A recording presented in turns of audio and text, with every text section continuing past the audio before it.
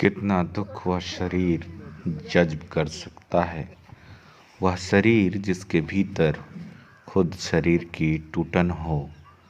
मन की कितनी कचोट कुंठा के अर्थ समझ उनके द्वारा आमिर होता जा सकता है। अनुभव से समृद्ध होने की बात तो मत करो, वह तो सिर्फ अद्वितीय जन ही हो सकते हैं। अद्वितीय यानी जो मस्ती में रहते हैं चार पहर, केवल कभी चौंक कर अपने कुएं में से झांक लिया करते हैं। वह कुआं जिसको हम लोग बुर्ज कहते हैं। अद्वितीय हर व्यक्ति जन्म से होता है, किंतु जन्म के पीछे जीवन में जाने कितनों से यह अद्वितीय होने का अधिकार छीन लिया जाता है।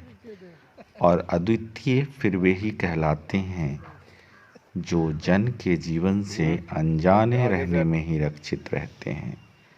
अद्वितीय हर एक मनुष्य है और उसका अधिकार अद्वितीय होने का छीन कर जो खुद को अद्वितीय कहते हैं, उनकी रचनाएं हों या उनके विचार हों, पीड़ा के एक रस भी ने अवलेह में लपेट कर पर से जाते हैं तो उसे कला कहते हैं।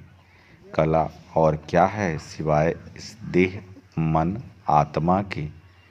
बाकी समाज है जिसको हम जानकर समझकर बताते हैं औरों को।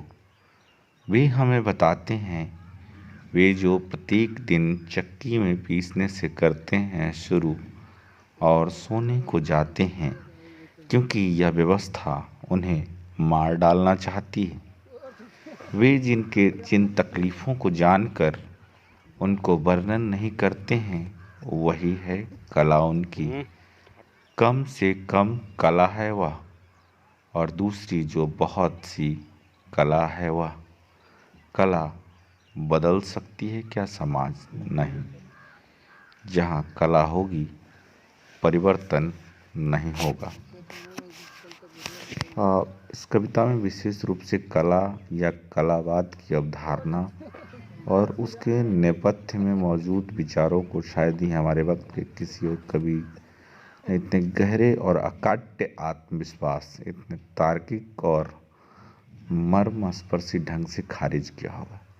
अद्वितीय होने का कुछ लोगों का आग्रह किस तरह चार पहर मस्ती में डूबे रहने की उनकी समुन्नत जीवन स्थितियों से जन्मता है, और जन के जीवन से अनजाने रहने में ही जो रक्षित हैं। ऐसे लोगों की रचनाओं विचारों का पीड़ा के एक रस भी ने अवलेह में लपेट कर प्रस्तुत किया जाना ही वह कला है, जिसका वे बराबर आत्ममुग्ध दावा और यशगान किया करते हैं। रघुवीर साय ने यहाँ बहुत अविस्मरणीय और उत्कृष्ट संज्ञा प्रदान की है कि यह बहुत कला है और इसका आम जन समाज की जीवन स्थितियों से कोई लेना देना नहीं है।